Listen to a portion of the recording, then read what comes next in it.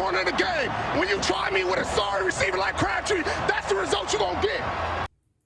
Like it or not, trash talking is a part of many sports. There is an art to psyching out your opponent. Sometimes people can do it with words.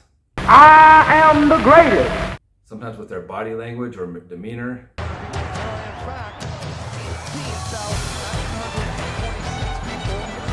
But ultimately with your performance and actions. Stuffed head kick again. Oh, he's chasing him. So in this video, I want to share with you some insights and some examples of some of the greatest trash talkers in the world of sports. The smoothest psych job I've ever seen comes from the documentary Pumping Iron. This is when Arnold Schwarzenegger, who was the 5 or 6 time returning Mr. Olympia champion, day before the Olympia contest, he invites Lou Ferrigno, who's an up-and-coming bodybuilder, along with his parents to breakfast that morning. And just check out how he's just so subtle with these digs and just with a smile on his face the whole time, the way he makes him feel. Surely they should have it in a month for him. He's not even in shape yet. I mean, gee, he didn't get the timing right, I'm telling you. You know, it's amazing. Can you imagine the feeling I have 6 times Mr. Olympia? No, I called my mother yesterday already and I said I won. She says, congratulations, Arnold, you know. Calm him down. Help him. I've never seen anyone trash talk in such a subtle and charismatic and nice way, but that was just brutal. Larry Bird was a renowned trash talker. He won the 3-point contest the first 3 years it was held. There's a story of him going into the locker room and asking him which one of you losers is coming in second because we all know who's going to win. In fact, one of those years he never even took off his warm-up jacket. He also claims that as soon as he accepted the invitation to participate, that the NBA printed the check with his name on it. Another great trash talker is Michael Jordan. I'll let Dominique Wilkins tell this quick story. Michael Jordan walks into our locker room suit and tie. I'm like, what the hell is he doing in our locker room? He said, lace him up, it's gonna be a long night. He had 60 that night. I don't consider that trash. I consider that fact. You call it trash. It's pretty common in sports these days to see athletes try and intimidate their opponents. Some of the ways they do this in the NBA, obviously there's the stepping over your opponent, no one ever likes that. There's the flex on a 3-point play, you know, and one, and then just sit there and flex, show how strong you are. There's the too small, you know, someone can't guard you, just let them know that they don't have a chance, they're not good enough. And then my favorite one is when someone dunks on someone and they stand over them and stare them down.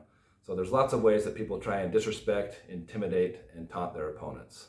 Now, if any sport was the poster child for trash talking, it's got to be mixed martial arts, boxing, and wrestling. That family of sports, it just comes with the territory. If you look at athletes like Muhammad Ali, Conor McGregor, Chael Sonnen, some of these other guys, they just made an art out of trash talking. I am in a league of my own here. Not one single individual in this company is on my level. Now, they're not just trying to put down their opponent, they're actually trying to build up and escalate the drama for entertainment purposes. Hey, why'd you get so crazy on me out there? That's the name of the game. It's interesting to note that they're not just athletes, but they're actually paid to be entertainers and promoters of the event. When you are paralyzed from neck down, then your family will gather around your hospital bed to see the new day. Okay, he know we just talking here, right? I mean, we just getting people interested in the fight. Now, you don't always have to trash talk to intimidate someone. There are some other things you can do. I'm going to show you here a clip from the movie Cinderella Man. This is one of my favorite scenes from it.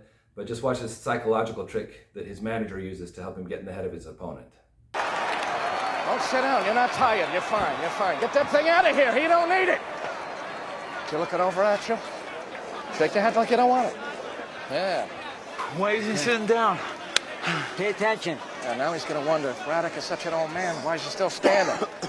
If you look at almost all sports, you can find some athletes who might be a little more brash personalities, a little cockier, not afraid to speak and intimidate others.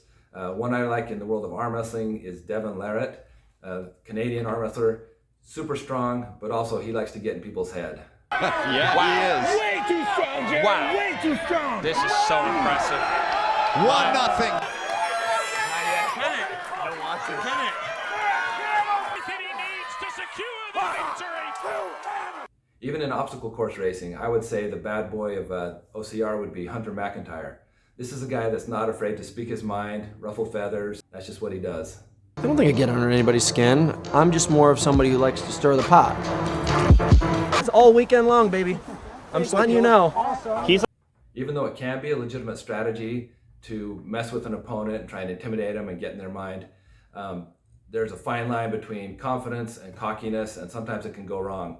One thing I love seeing is when you get these cocky athletes in whatever sport. I'm gonna crack your jaw, I'm gonna send you home packing, and you will retire. Bad mouthing the other guy and saying all these horrible things, and it just doesn't go like they said it would. I love seeing karma. Now, even though trash talking can be very entertaining, it's really not my style. I've never been a fan of running my mouth and talking smack and doing that kind of thing. What if I'm not this abrasive personality? What if I don't like this drama and contention and stirring things up like that? The good news is you don't have to be. You can still intimidate an opponent without being that way. There's a category of people I call quiet doers. These are people of few words, but their actions speak louder than their words. So some of the people you might see in this category that come to mind is Kawhi Leonard. This is a guy that's pretty soft-spoken. You don't hear him talk much, but he can get the job done when it comes to basketball. I probably learned a lot of this from a past teammate of his, Tim Duncan, one of the great players of all time, but he wasn't a loudmouth. In MMA, you've got Fedor Emelianenko. Guy just always had the same no emotion look. Didn't go for the hype, but got the job done. Also, Manny Pacquiao. Always had a smile on his face, never badmouthed his opponents, but man, one of the most respected boxers of all time. In NFL, I think of people like Walter Payton. Awesome guy, sweetness, was just kind of a quiet personality, but he could run you over. In the world of bodybuilding, you've got guys like Lee Haney, kind of a soft-spoken, nice guy, 8-time Mr. Olympia. And then in tennis, you've got people like Roger Federer and Rafael Nadal. Now you can be kind, gentle, and soft-spoken, and still a menace. Just remember Mr. Rogers back during his boxing career. One thing I've learned over the years is that talk's cheap. There are a lot of people that like to run their mouth and talk big, not just in sports, but in all aspects of life. So remember, stay mentally strong no matter what your sport is, and don't be easily intimidated. And he fakes the ball. I mean, you're not going to get into the head of Kobe Bryant. Feel free to share in the comments who some of your favorite trash talkers are, and feel free to like and subscribe. I've got new videos coming out each week. We'll see you then. Tell another jackal story. Push the button. Do it.